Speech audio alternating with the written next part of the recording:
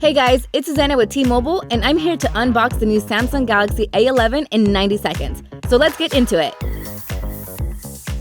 Inside the box, you'll find the quick start guide, documentation, and the new A11. Let's check out its key features. The A11 includes a 6.39-inch HD Plus Infinity O screen.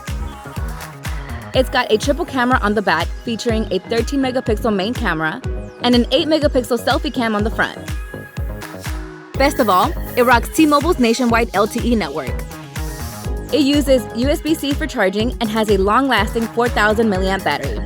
It also has a fingerprint sensor on the back. Inside the box, you'll find the T-Mobile SIM card, SIM pin, wall charger, and USB-C charging cable.